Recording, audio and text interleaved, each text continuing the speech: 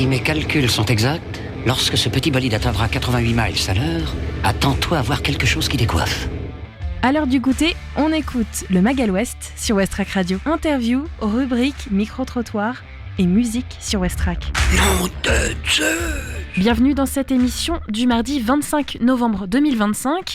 Aujourd'hui, on s'intéresse à la petite librairie Quartier Danton qui propose à partir de aujourd'hui et jusqu'au mois de décembre plusieurs séances d'une masterclass avec une autrice connue des Havrais et des Havraises. Je vous propose d'en parler en deuxième partie d'émission. Côté météo, on s'intéresse aussi à la pluie qui sera de retour ce soir. Notre agenda événements avec plusieurs rendez-vous à ne pas rater cette semaine. Margot nous parle du carré CIP, une rencontre informelle pour les travailleurs sociaux. Et puis reportage aussi avec Léo qui nous parle de Matrio Troc avec une nouvelle partie dans le salon de thé, ouverture dès à présent. On parle aussi musique avec la Ferrarock et le groupe Stade. Ils sortent un nouvel album et puis deux nouveautés à écouter aussi dans cette émission. Bienvenue à vous, c'est parti.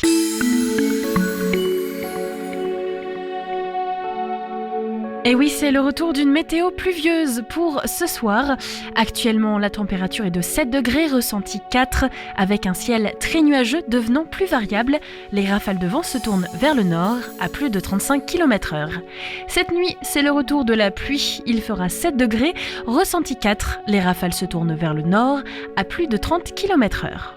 Pour votre journée de demain, mercredi, dans la matinée, de nombreux nuages, mais quelques belles éclaircies vous attendent. Il fera 6 degrés, ressenti 4. Les rafales se tournent vers le nord à plus de 25 km/h. Dans l'après-midi, plusieurs éclaircies et passages nuageux, parfois denses. Il fera 9 degrés. Le vent se tournera vers l'ouest à plus de 20 km/h. Enfin, dans la soirée, ciel très nuageux devenant couvert, risque de pluie avec quelques gouttes, plus de 25%. Il fera 7 degrés, ressenti 4 et les rafales se tournent vers le sud-ouest à plus de 30 km/h.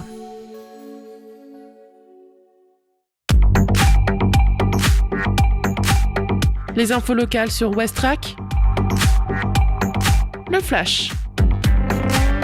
Bonjour à tous, voici les informations locales de ce mardi 25 novembre 2025. Au Havre, une nouvelle galerie dédiée au design du XXe siècle ouvre dans le centre reconstruit. Dans le cadre d'une reconversion professionnelle, Samuel Grandpierre vient d'ouvrir au Havre, à 2 pas de la Galerne, la galerie S7 consacrée aux arts décoratifs et au design de la deuxième moitié du XXe siècle, ouvert du mardi au samedi de 10h à 13h et de 14h à 18h30. Philippe et Marine Gobled, créatifs de père en fille, exposent leur univers à Sainte-Adresse. Père et fille exposent leurs œuvres à l'espace Claude Monet de Sainte-Adresse. Philippe et Marine Gobled donnent voix à 2 univers singuliers. Jusqu'au 12 décembre 2025, vous pourrez donc voir ça. Du lundi au samedi de 14h à 18h, l'entrée est libre. À Montivier, les joueurs de fléchettes visent le championnat de France en 2026. À Montivier, la jeune association Joue encore fait la promotion d'une discipline aussi ludique qu'exigeante, les fléchettes. Avec une cible déjà bien en vue, celle du championnat de France en 2026 qui se déroulera à Poitiers en juin. Téléthon à Montivier, 2 mois de mobilisation à compter de maintenant. Les associations montivillonnes donnent le coup d'envoi de près de 2 mois de manifestations sportives et festives destinées à soutenir le Téléthon et la recherche sur les maladies génétiques rares. Tournois sportifs, randonnées, spectacles de danse, crêpes et Beaujolais, il y en aura pour tous les goûts. Programme complet sur www.ville-montivilliers.fr. Et enfin, football, National 3. Cocrioville se fait peur mais finit par dominer largement Brétigny. Large vainqueur du CS Brétigny samedi 22 novembre 2025, 5-2. Cocrioville a confirmé sa bonne dynamique du moment et continue de grimper au classement. Merci de votre attention. Le journal se poursuit avec les actualités nationales et internationales maintenant. Bonsoir à tous. Un moment capital des négociations. La déclaration d'Emmanuel Macron à l'ouverture d'une réunion de la coalition des volontaires. Cette alliance internationale soutien de l'Ukraine et le chef de l'État l'assure. Il y a enfin une chance de réaliser de vrais progrès vers une bonne paix. Alors qu'un accord de paix est en discussion avec les États-Unis, Emmanuel Macron appelle aussi à prendre une série de garanties de sécurité très robustes. Une avancée dans l'enquête du Louvre. La procureure de Paris annonce 4 interpellations dans l'enquête pour vol au musée parisien le 19 octobre dernier. Et selon plusieurs médias, l'un des individus arrêtés est le dernier suspect du commando encore en fuite. Les 3 autres sont déjà en détention provisoire après avoir été mis en examen. Les bijoux volés, estimés à 88 millions d'euros, n'ont pas été retrouvés. En cette journée internationale de lutte contre les violences faites aux femmes, un rapport a été remis au ministre de la Justice pour renforcer la lutte contre les féminicides. Rapport de 2 magistrats pour mieux repérer les signes avant-coureurs et renforcer les mesures de surveillance pour les auteurs de violences. L'an dernier, 107 femmes ont été tuées par leur conjoint ou ex-conjoint en France. Les supermarchés Auchan vont passer sous la bannière Intermarché et Netto. Le changement concernera l'ensemble des 300 supermarchés d'ici 1 an s'il reçoit l'accord des autorités de la concurrence. Auchan précise qu'il restera propriétaire des bâtiments et conservera ses salariés. Les commerces seront exploités en franchise. La mort de l'actrice algérienne Biouna, la comédienne et chanteuse connue pour une vingtaine de rôles dans le cinéma français, comme Neuilly, sa mère, Les 3 frères, Le Retour ou encore Le flic de Belleville en 2018. Elle est morte en Algérie des suites d'un cancer à 73 ans. On termine avec le foot et cette soirée de Ligue des Champions au Vélodrome avec l'OM qui reçoit Newcastle dans la 5e journée de la phase de Ligue. Après 4 matchs, les Anglais sont 6e au classement alors que les Marseillais sont 25e avec une seule victoire. Le coup d'envoi c'est à 21h. À suivre également Chelsea-Barcelone. Bonne fin de journée. Des idées sorties pour cette semaine ou ce week-end pour te culturer sur Westrack Radio. Je vous rappelle que ce soir, c'est le blind test à l'Underdog. Ça commence à 20h et ça finit à 23h au 2 quai Michel Ferré. Vous retrouvez aussi la soirée Loup-Garou de Tiercelieu au Décalé 27 rue de Turenne. C'est à 20h. Et puis le Volcan nous propose le spectacle Crowd. C'est à partir de 20h. C'est de la danse avec plusieurs artistes associés. Les tarifs sont à retrouver sur le site. Une soirée ciné-débat avec Jardin d'été de Shijin Sommeil. C'est au 3 rue du Général Saraï. C'est au studio à 20h30. Séance présentée par Yuri Deschamps, rédacteur en chef de la revue Eclipse. Cette séance, vous la retrouvez sur le site afin de pouvoir réserver et d'avoir plus d'informations sur les tarifs. Enfin, encore ce soir à 20h30, une soirée stand-up Mamari and Guest. C'est à la Maison de l'Étudiant au Havre. Dans la salle de spectacle, entrée libre dans la limite des places disponibles. Westrack et la Fédération des radios associatives Musiques Actuelles, la Ferrarock, vous partagent la découverte musicale du jour.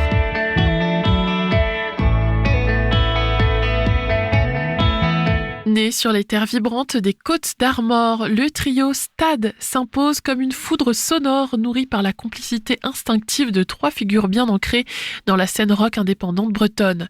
Élouan Géga au chant, Yann Olivier à la basse et Baptiste Le Soliec à la batterie partagent une même ferveur, celle d'un rock qui respire l'urgence, la spontanéité et l'énergie brute. Et si l'on parle d'eux cette semaine, c'est parce que leur nouvel album, Musique de Stade, est la découverte musicale Ferrarock de la semaine. Un coup de projecteur mérité sur une formation qui navigue avec audace entre rock alternatif, garage, post-punk et expérimentation électrique. 18e finale de la Coupe du Monde aux ordres de Monsieur Elizondo l'Argentin. C'est parti! Équipe de France en difficulté. Oh là là, Vieira qui a giclé. Et 2 fois où là c'est Zambrotta. Ouais, Zambrotta, Gianluca Zambrotta, carton jaune. Thierry Henry, la bonne tête vers Malouda. Qui a devancé. Il n'y a pas grand chose du tout. Hein. C'est parti, la Panenka. Est-ce qu'elle est dedans? Elle n'est pas dedans. Oui, elle est dedans. Oui, elle est dedans. Oh là là. Oui, elle est dedans. Quel incroyable geste. Festival de faute. Oui, haché. Très haché ce début de match.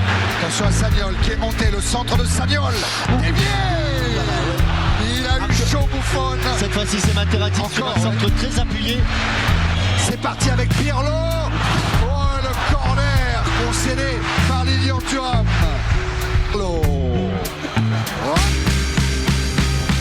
Que s'est-il passé entre Trezeguet et Materazzi? J'espère qu'il ne s'est rien passé parce que... Ouais.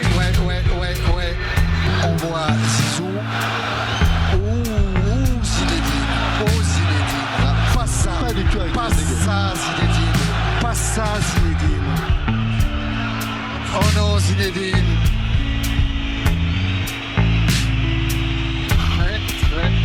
Très chaud entre Materazzi, Raymond Domenech. Il va sortir un carton devant Zidane. Et c'est carton rouge. Oh non. Et voilà ce que je redoutais. C'est épouvantable. C'est pas possible. Mais non, on peut pas contester. Même s'il s'est passé des choses avant, Zinedine ne doit pas répondre. C'est la dernière fois. Il nous a fait tant rêver. Il nous a donné tant de bonheur. Prendre avec un... C'est à pleurer. Ballon à pleurer. Pour Malounak. Allez, c'est là. Il n'a pas réussi à redresser la balle. La finale de la Coupe du Monde est terminée. Un pile ou face. Un but partout entre l'Italie et l'équipe de France. Séance de tir au but. Les Français sont 10. Barthez. C'est impeccable. Au fur et à mesure qu'on se rapproche du but, il devient de plus en plus Bien sûr. grand. Choisir un côté, il faut bien le faire. Chapeau Sylvain. Allez Fabien. À droite, Face à Materazzi. Oh, il est bien tiré. Ton frein pendant une bonne partie de cette Coupe du Monde. Yeux fixés sur le ballon. David. Oh, c'est là-bas. C'est pas vrai, c'est là-bas. De 3 buts à 1, ça passe. L'équipe va frapper, attention. Il faut recoller à l'Italie, battre Buffon. Allez. C'est parti, contre-pied parfait. Regardons Alessandro Del Piero face à Fabien Barthez.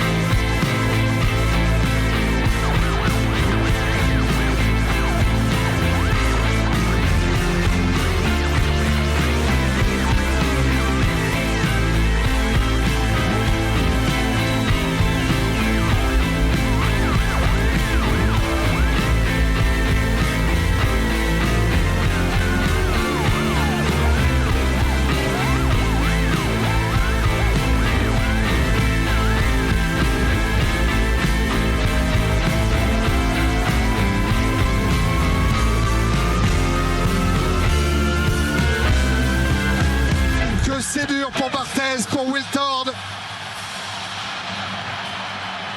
pour ces joueurs français qui ont tout donné jusqu'à l'ultime. Sur ce nouveau disque, la musique de stade s'affirme comme un véritable terrain de jeu sensoriel, brut mais atmosphérique, tendu mais traversé d'accalmie. Elle façonne des paysages mouvants où la tension s'accroche aux montées abrasives et retombe dans des respirations presque méditatives. Le trio sculpte des textures, provoque des ruptures, construit une expérience à ressentir plus qu'à entendre, une musique qui colle à la peau, viscérale, sans le moindre filtre.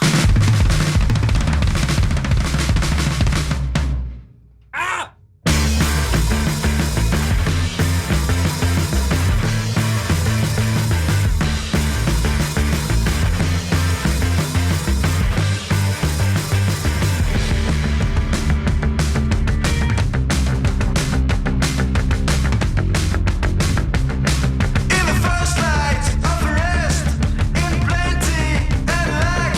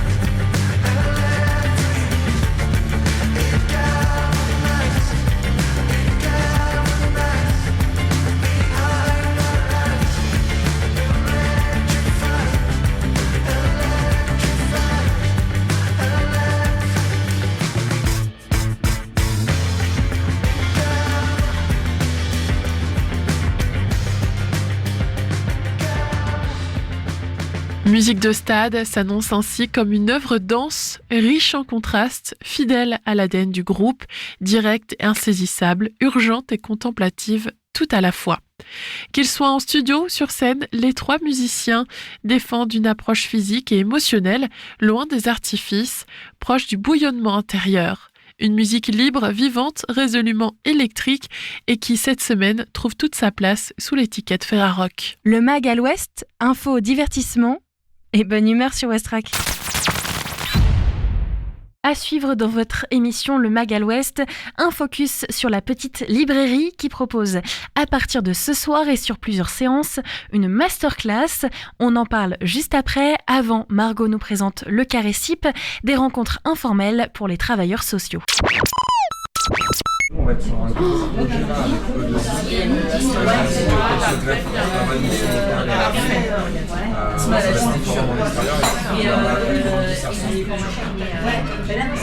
Aujourd'hui, Westrack vous emmène à l'hôtel Hilton, boulevard Clémenceau au Havre, qui accueille en cette fin d'après-midi le Carré CIP, une initiative de Fatou Koulibaly, elle-même CIP. Bonjour. Bonjour Margot. Avant de parler de l'événement dans lequel on se trouve en ce moment même, je voulais d'abord te poser la question, Fatou, qu'est-ce que c'est le métier de CIP ?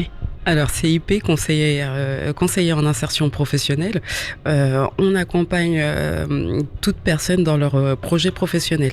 On élabore un plan d'action et la finalité, c'est qu'ils puissent entrer en emploi ou en formation. Le but, c'est vraiment de leur donner des pistes et des outils dans leur parcours professionnel. C'est un métier qui est essentiel. On vous accompagnez donc les personnes dans leur recherche d'emploi. On peut dire que c'est un peu aussi un métier de l'ombre. C'est un métier de l'ombre, c'est un métier qui est essentiel parce que voilà, ils ont besoin d'être accompagnés justement dans leur recherche d'emploi. Ils connaissent pas forcément les techniques de recherche d'emploi ou où chercher un emploi. Donc nous, on est là pour leur donner toutes ces informations. Et si on se trouve aujourd'hui ici à l'hôtel Hilton, c'est justement pour parler du Carré CIP, une initiative que tu as créée récemment. Est-ce que tu peux nous parler de ce projet ? Ce projet a été pensé par rapport à toutes les rencontres que j'ai pu faire dans ma carrière. J'ai rencontré plein de personnes qui souhaitaient se reconvertir dans ce domaine. J'ai accompagné des stagiaires et puis j'ai tout le réseau, donc les partenaires avec qui j'ai pu travailler. Il est ressorti que ils n'ont pas forcément les informations pour pouvoir accompagner leurs bénéficiaires et donc je me suis dit pourquoi pas mettre en place une rencontre justement avec tous ces professionnels pour pouvoir échanger et pour pouvoir justement se faire son réseau.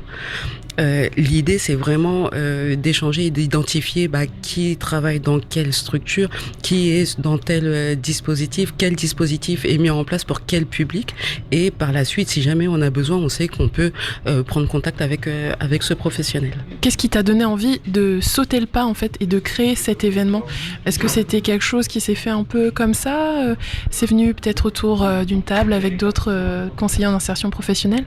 Alors j'ai prospecté un peu quand voilà, j'accompagnais des stagiaires, je prospectais un peu à savoir est-ce que si ce genre de rencontre se faisait, est-ce que ce serait quelque chose qui serait intéressant pour eux. Et puis j'ai prospecté aussi les professionnels, toujours dans l'optique de comme tu connais pas, viens, je te fais rencontrer d'autres personnes et peut-être que tu pourrais avoir l'information.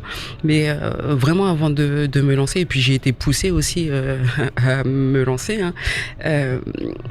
c'était vraiment est-ce que ce projet allait prendre. Donc ce projet il est bien arrivé, ils l'ont bien accueilli et c'est comme ça je me suis lancée. Et comment ça se déroule donc ces moments d'échange? Déjà, il faut savoir que ce sont des rendez-vous qui ont lieu chaque mois à peu près. Comment ça se déroule? Combien de temps ça dure? De quoi on parle? Qu'est-ce qu'on y fait? Alors oui, on essaye de les mettre en place au moins une fois par mois parce que à chaque fois qu'on termine une réunion, il y a des postes qui sortent et puis les gens sont curieux, ils veulent savoir ce que c'est, donc on en remet une en place. Et le but de ces rencontres, c'est d'échanger sur des situations, c'est de faire un peu d'analyse de pratique, c'est aussi et surtout d'améliorer notre posture. et avant tout, recueillir des informations qu'on puisse nous apporter et donner à nos bénéficiaires pour au mieux les accompagner. On est toujours dans cette optique. C'est vraiment une rencontre informelle. On est là, on prend un verre, on discute, on se rencontre, etc. Mais on est vraiment sur un moment informel.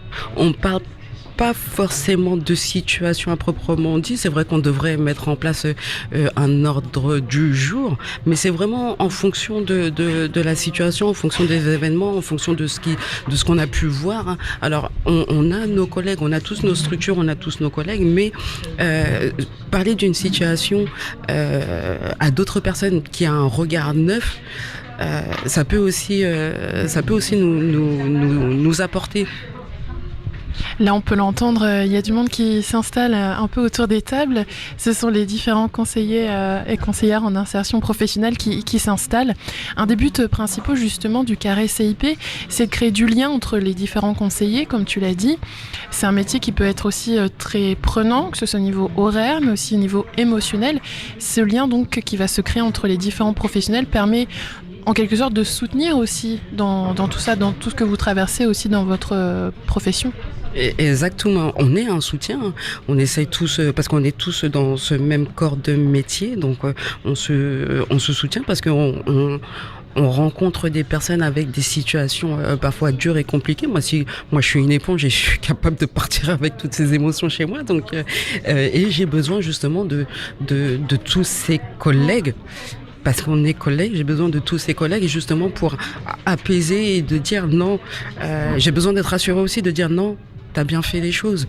Donc, et oui, je sais que je peux pas avoir la réponse là maintenant tout de suite, mais j'ai besoin d'évacuer. J'ai besoin d'évacuer avec quelqu'un qui ne soit pas avec moi tout le temps. J'ai besoin d'évacuer avec quelqu'un qui a un autre regard sur la situation. Et pour avoir vu des situations, ce métier, tu peux pas rester toute seule dans ton coin en fait. Tu me l'évoquais justement avant qu'on commence cette interview, par exemple notamment pour des questions de personnes qui ont besoin de régulariser leurs papiers, etc.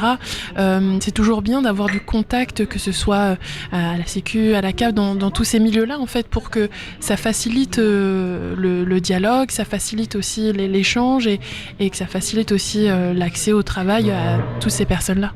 Alors oui, comme je disais, j'ai besoin d'avoir du réseau pour au mieux accompagner donc mes bénéficiaires. Le but, c'est vraiment de comprendre qu'est-ce qui fait qu'aujourd'hui sa situation bloque. Je demande pas à avoir un contact pour débloquer la situation. J'ai besoin de comprendre où ça bloque pour justement pouvoir l'expliquer à la personne que j'accompagne, le rassurer et moi aussi me rassurer en disant ouais, ok, d'accord, c'est comme ça et on peut pas faire autrement, et puis ça va me permettre moi de contourner et de pouvoir accompagner autrement. Le carré CIP existe depuis septembre, il y a donc déjà eu plusieurs rendez-vous. Est-ce que tu as eu déjà des retours et toi, quel est ton ressenti par rapport à ça ? Alors oui, il existe depuis le mois de septembre. Effectivement, j'ai eu des retours et j'ai eu de bons retours. Et j'avoue que à chaque fois, je me dis c'est la dernière, mais à chaque fois on remet ça parce que encore une fois, le bouche à oreille, les gens entendent parler, les gens ont commencé à en parler aussi autour d'eux et puis. Ça me fait plaisir, ouais, ça me touche parce qu'encore une fois, je le fais, c'est pour eux, c'est leur moment à eux en fait. On n'est pas en mode réunion, on n'est pas là pour parler travail ou encore pour travailler après le boulot. On est vraiment là en mode détente. On se détend et puis on discute et puis on échange. Et s'il y a une situation qui vient sur la table, et on en débat tous ensemble. Je veux pas révolutionner le métier de CIP, mais c'est vraiment de le mettre en valeur et qu'ils aient tous les outils aussi à leur disposition. Ce que je voulais dire aussi, c'est que si à chaque fois tu as des retours très positifs, des gens qui disent on en veut encore, ça montre en fait qu'il y a un réel besoin en fait de faire ces moments d'échange là. J'espère qu'il y a un réel besoin et si je peux apporter la solution à ce besoin, en tout cas à mon niveau, c'est peut-être tout ce que je peux faire, c'est vraiment rassembler les gens, c'est vraiment que les gens repartent avec des infos et c'est vraiment que les gens puissent se faire leur réseau, leur propre réseau. Bonjour, alors je m'appelle Nathalie Pijard, je suis conseillère insertion professionnelle, référente pédagogique à Récif et je suis conseillère depuis plus de 20 ans. Alors cette rencontre, c'est un moment convivial, ça permet à tous de lâcher un peu prise, de passer un peu à autre chose, d'enlever un petit peu notre carcan professionnel, même si on est tous CIP et qu'on vient avec plus ou moins notre casquette, mais on se rencontre de façon détendue, ce qui nous permet de faire des rencontres, d'échanger des projets, se lâcher un petit peu, voilà. Bonjour, moi c'est Gaëlle Caetano, je suis éducatrice spécialisée et à côté je suis conseillère mobilité au sein de Fodeno. Les personnes que l'on accompagne sont des êtres humains et on sait la complexité que cela apporte, surtout quand on rencontre des difficultés sociétales et il est important entre nous d'avoir cette solidarité et de pouvoir échanger sur nos différentes pratiques, sur nos difficultés rencontrées, pourquoi pas. Et si j'ai bien compris, le concept également c'est de pouvoir se lâcher un petit peu, de pouvoir rire, d'avoir cet échappé qui est très important dans les travailleurs sociaux. Bonjour, je suis Marie-Hélène Famery, je suis travailleure sociale insertion pour le département de Seine-Maritime. En tant que CIP ou conseillère en économie sociale et familiale, etc., on n'a pas toujours le temps de rencontrer les collègues, d'échanger sur nos pratiques, et parce qu'on est tous la tête dans le guidon et on est surchargé souvent de travail. Et donc là, ça permet dans une ambiance conviviale, faite de respect, de pouvoir échanger.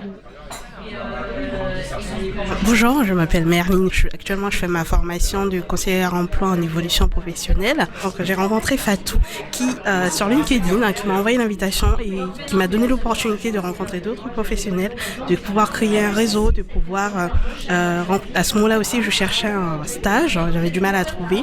Et du coup, ça m'a donné aussi l'opportunité de pouvoir rentrer en contact directement avec les professionnels, qui m'a permis de créer un lien très fort avec eux. Ça m'a aussi donné des idées de comment je devrais vraiment me comporter sur le terrain. Et ça a été très très bénéfique pour moi et instructif.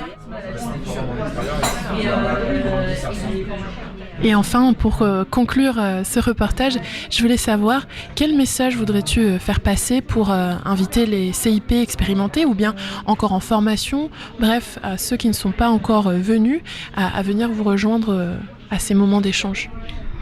Venez comme vous êtes, venez avec vos questions et puis on est une bonne équipe, on est vraiment dans la bienveillance et peut-être, là je parle pour celles qui sont en stage ou qui veulent découvrir le métier, voilà, peut-être qu'elles vont trouver leur structure de stage, peut-être qu'on peut les mettre en relation avec une structure qui peut les prendre en stage ou ce que je souhaite, un contrat à la clé derrière, mais en tout cas une fois qu'elle va sortir de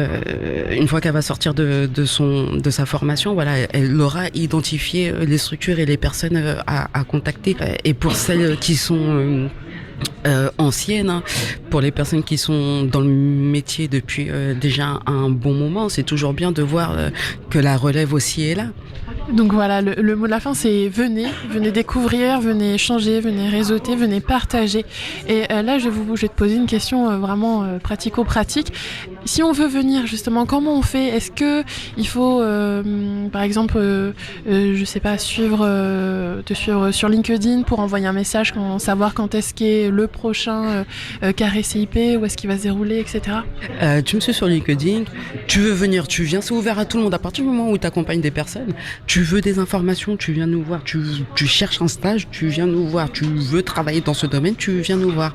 On essaye de mettre en place donc ces rencontres une fois par mois. L'année prochaine, je sais pas comment encore on va améliorer tout ça, mais tu passes par LinkedIn et tu me fais une demande de connexion, puis on discute simplement.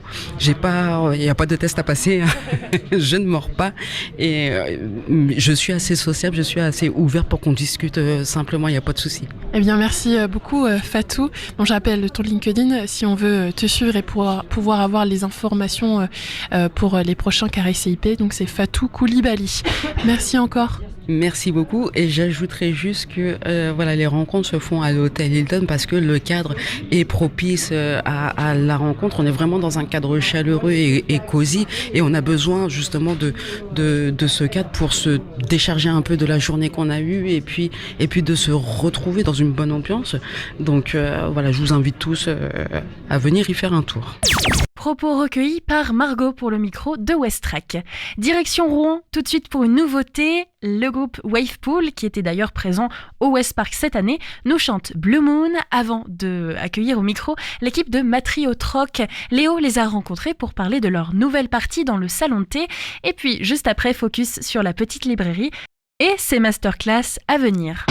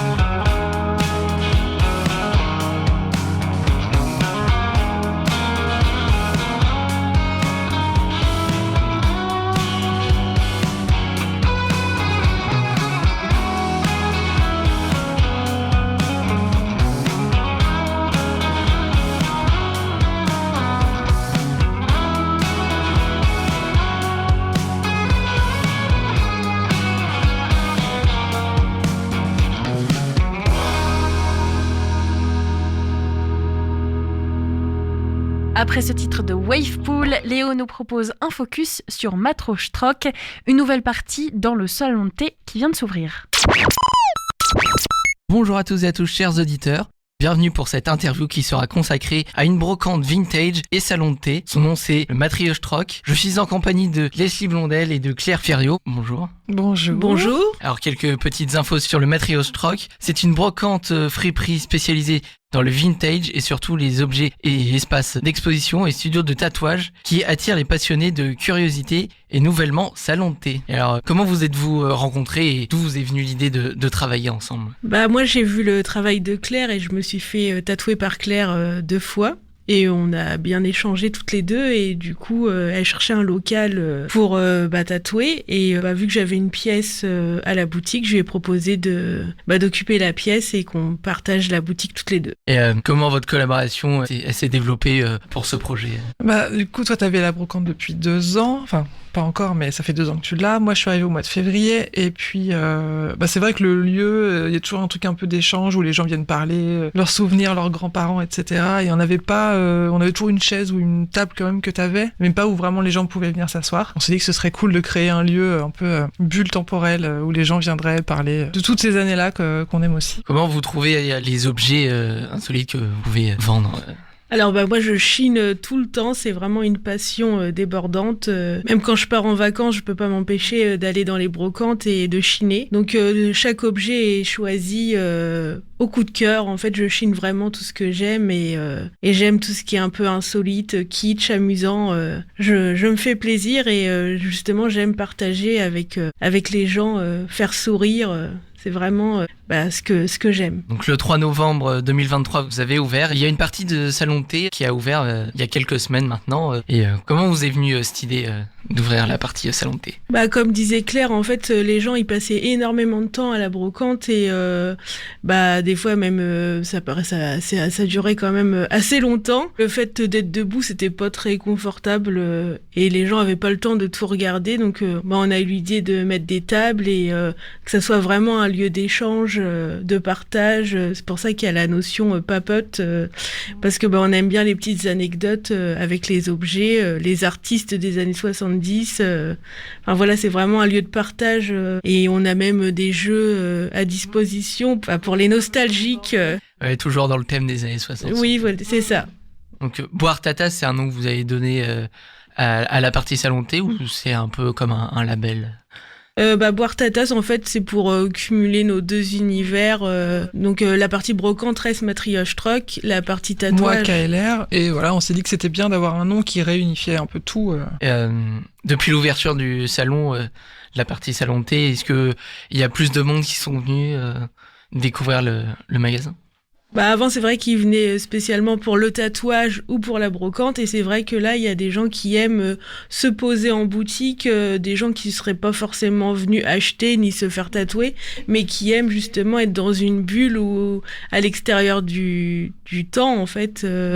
Vraiment une bulle de déconnexion et dans notre monde à nous. Donc, c'est vrai qu'il y a beaucoup de monde qui viennent se poser à la boutique et c'est super sympa et on s'éclate. Ouais, ça permet d'avoir un nouveau public aussi. Ouais, c'est ça fait trois activités en une finalement, donc il y a toujours quelqu'un qui vient pour quelque chose. Et après, pareil, on dit bien que les gens sont pas spécialement obligés de consommer ou d'acheter pour venir. Ils peuvent venir juste se balader dans la brocante, dans mon studio. Oui, ce qu'on a voulu, c'est vraiment de faire comme un appartement témoin et du coup, c'est comme à la maison et les gens viennent visiter les lieux et peuvent se poser, peuvent chiner, peuvent se faire tatouer. Tout est à visiter, toutes les pièces ont plein de choses en vente. Au final, pas tout, mais beaucoup. Et voilà, on a une cuisine, on a des toilettes un peu insolites. Il faut venir voir. Il y a vraiment toutes les pièces sont accessibles en fait. Toutes les pièces, on a vraiment optimisé. On s'est fait plaisir. On a bien décoré la cuisine. On s'est bien fait plaisir. Oui, dans chaque recoin, il y a des petites surprises, des petites pépites et de l'amusement. Est-ce que c'était volontaire que la partie Salon Thé ouvre tout pile 2 ans ou c'était vraiment une pure coïncidence? C'était une pure coïncidence et en plus ce qui était marrant c'est que oui c'était l'anniversaire de la boutique 2 ans et c'est aussi les 2 ans de tatouage de Claire donc en fait le destin nous a mis ensemble et finalement tout coïncide à chaque fois donc gros hasard mais on s'en est rendu compte vraiment à ce moment-là. Puis toujours le 2 en commun à chaque fois. Oui, c'est vrai. Eh bien, merci d'avoir accepté l'invitation. Est-ce que vous avez quelque chose à dire ou... On vous invite à venir découvrir le lieu, pour vous installer, boire un thé, un café, du matcha, écouter des vinyles, jouer à des jeux, papoter avec nous. Et puis vous êtes les bienvenus. Eh bien, retrouvez le Matryosh Troc au 9 rue Jean-Baptiste Yirles.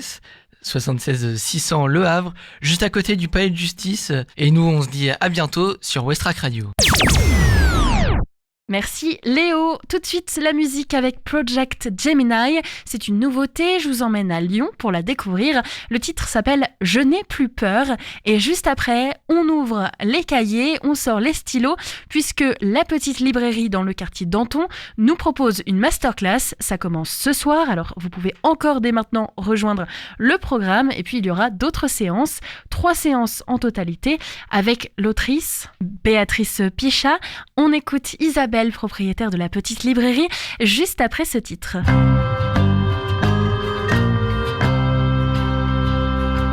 Je n'ai plus peur. Je n'ai plus peur.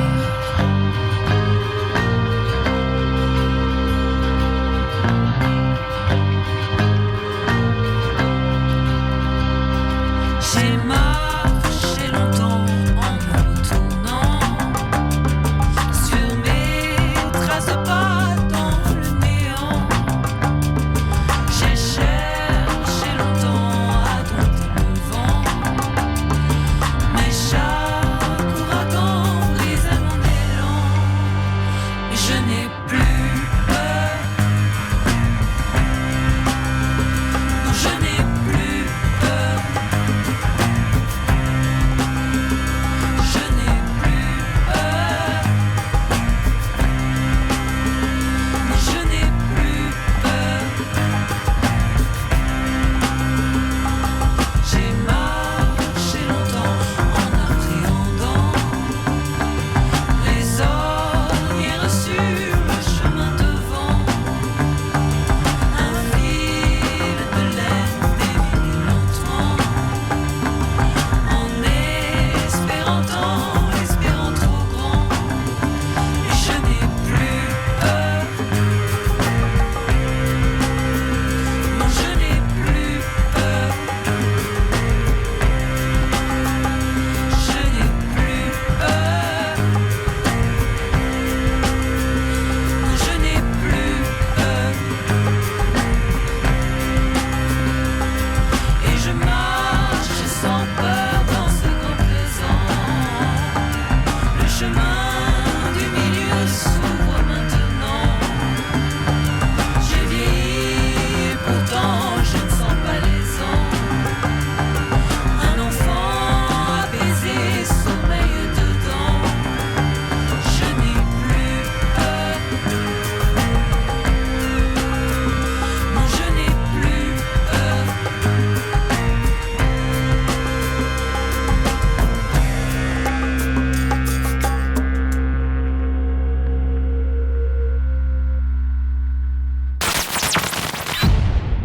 Bonjour à toutes et bonjour à tous et bienvenue sur Westrack Radio. Aujourd'hui, nous allons parler d'un rendez-vous pour les amoureux des mots, une masterclass d'écriture accompagnée par Bérénice Pichat.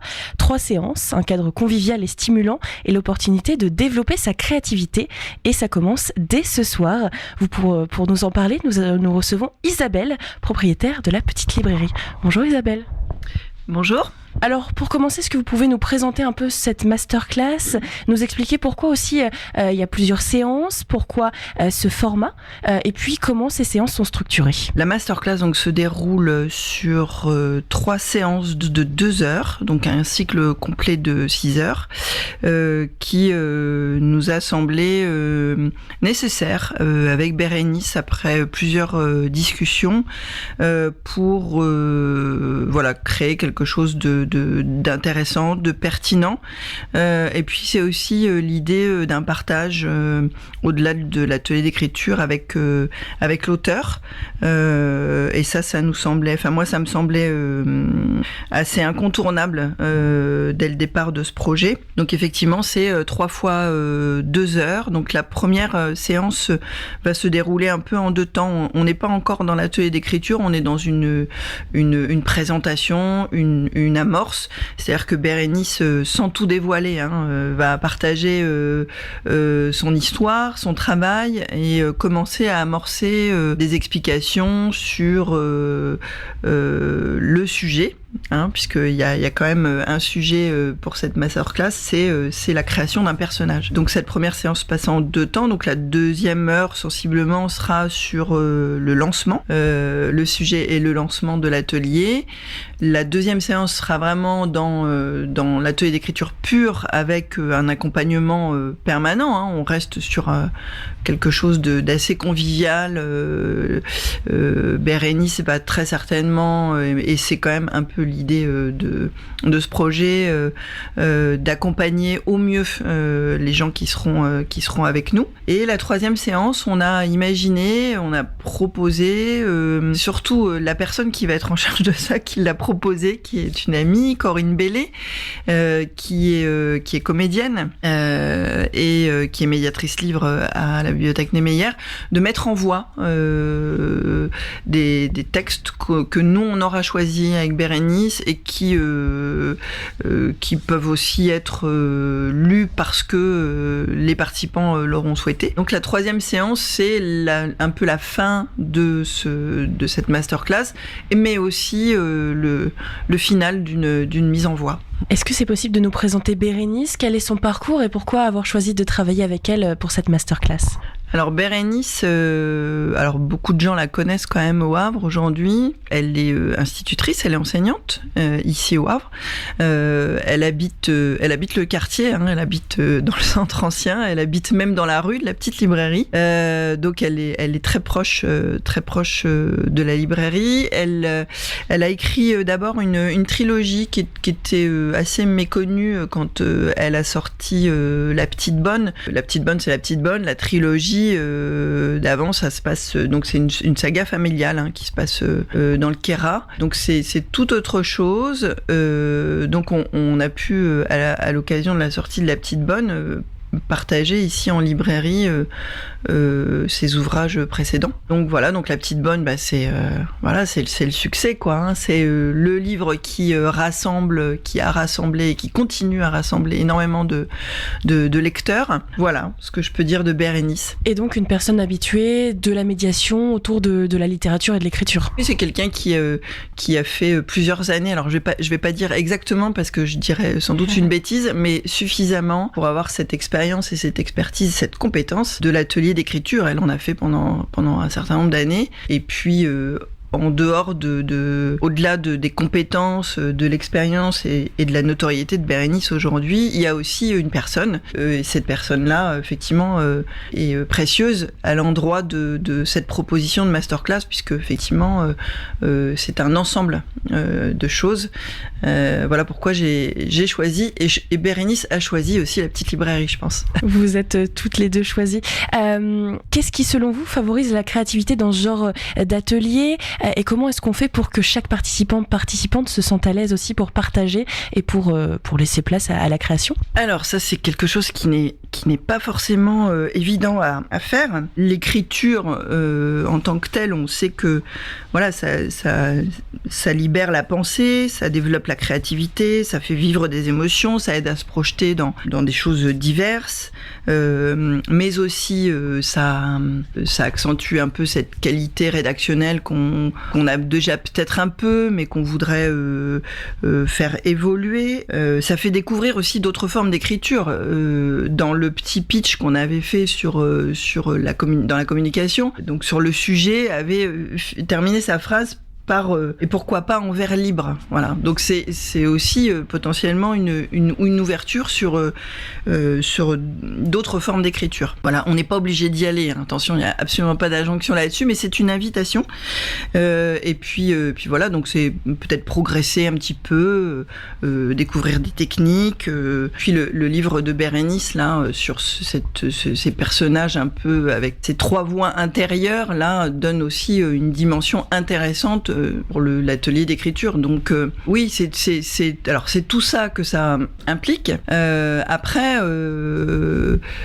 c'est aussi un travail en amont qui se fait ici à la petite librairie. J'ai choisi de ne pas formaliser les inscriptions en dématérialisé, volontairement, parce que moi je travaille en proximité, je travaille sur l'accessibilité, et donc j'ai moi, un besoin, et je pense que les gens ont aussi un besoin qu'on leur explique comment les choses vont se passer pour désacraliser un petit peu les ateliers d'écriture et leur expliquer un petit peu comment, où les choses vont se passer, comment, avec qui, dans quelle temporalité. Et ça, je pense que c'est incontournable. Voilà. Et donc, ça impulse déjà, avant le début de la masterclass, une ambiance, puisqu'il y a aucune injonction sur cette masterclass d'atelier d'écriture. On est dans un groupe qui est en nombre raisonnable, mais suffisamment pour créer une belle émulation, convivialité. De toute façon, les gens qui sont venus s'inscrire connaissent la petite librairie, ils savent qu'on travaille dans ce sens. Voilà.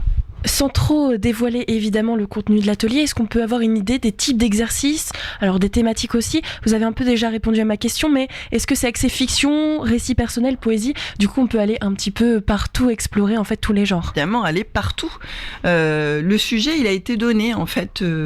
Effectivement, ça permet aux gens de se poser des questions, de passer à la librairie pour poser des questions. Parce que le sujet, c'est toujours le niveau, quoi. Est-ce que j'ai le niveau? C'est une démarche, hein. C'est une démarche, et je pense que l'atelier d'écriture, c'est aussi un petit engagement face à soi. Et donc, le sujet, il a été donné dans la communication, donc je vais le redonner. Donc, c'est imaginer un personnage tiré d'une tranche de vie. Donc, apprenez à le découvrir et à le faire exister par petites touches en le plaçant dans un contexte qui va le définir. Et en fait... on est vraiment sur une création de personnage. Voilà. Comment on l'imagine, comment on le place dans un contexte. Donc c'est vraiment, je pense que Bérénice a l'idée quand même de passer un outil dans cet atelier d'écriture et de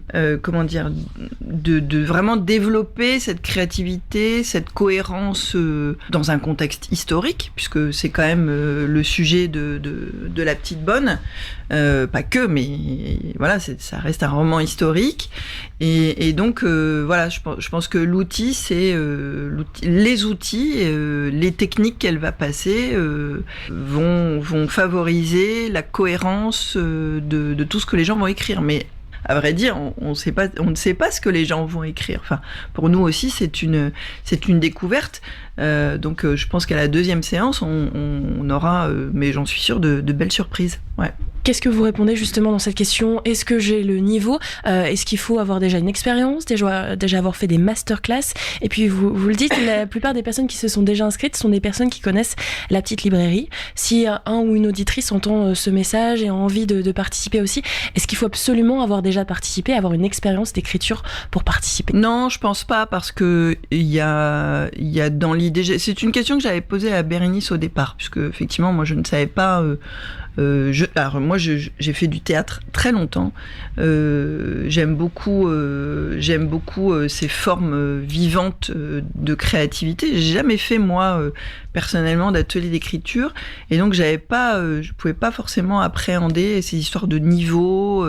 Et Bérénice m'a répondu assez simplement que voilà, non, il y avait pas de niveau requis, parce que l'idée c'était évidemment pas d'écrire un livre à la fin. Qu'il n'y avait pas de projection de ce type-là. Par contre, il y avait une projection claire sur passer des techniques, passer des outils, et que finalement, à la fin, chacun aura produit quelque chose, et c'est pas ni quantifiable. Enfin voilà, chacun va produire quelque chose. Voilà, c'est une écriture, une personne, une écriture. Enfin voilà, il n'y a pas d'attendu de rendu. Il y a pas ce genre de choses. On est vraiment sur de l'atelier en fait. Voilà. J'ai hâte de les vivre avec les gens qui s'y sont inscrits, parce que je participerai aux 3 séances et j'ai hâte d'avoir leur retour. Ouais. Justement, c'était ma question suivante. Alors évidemment, vous serez présente, mais est-ce que vous aussi, vous allez vous tenter au jeu de l'écriture et à l'utilisation de ces outils en même temps que les participantes? C'est une bonne question. Je me suis pas forcément... Enfin, je me la suis posée à un moment donné, et puis je pense que cette première séance est importante, parce que c'est une première masterclass qui va sans doute en annoncer d'autres. Et donc, c'est assez... Ma démarche est assez binaire, c'est-à-dire que j'ai besoin de vérifier si la logistique est bonne, si les gens sont bien, si le cadre leur convient, si l'articulation avec Bérénice, même si je n'en doute absolument pas, va très bien se passer. Enfin voilà. Donc j'ai plutôt Là, je vais avoir plutôt une action et une attention particulière à ce que ça se déroule bien, mais sans doute que je participerai aux prochaines. Ouais. Donc la finalité de cet atelier, c'est quand même la mise en voix, si les participantes le souhaitent. Pourquoi c'était important de sortir ces textes simplement de l'écriture et de la lecture dans sa tête, et de passer à l'oralisation, à la voix haute? Parce que je trouve que c'est toujours intéressant de la mise en voix. Quand moi, comme je disais, j'ai fait du théâtre pendant plusieurs années, depuis le collège, et donc la lecture à voix haute, la mise en voix d'un texte, quand on passe du livre, de l'écrit à la lecture à voix haute, on apporte une dimension, on rend vivant les personnages, mais pour ça, effectivement, il faut que ce soit quand même quelqu'un d'aguerri, et c'est pourquoi Corinne Bellé m'a proposé cette mise en voix. Et donc c'est un petit aboutissement, mais ça reste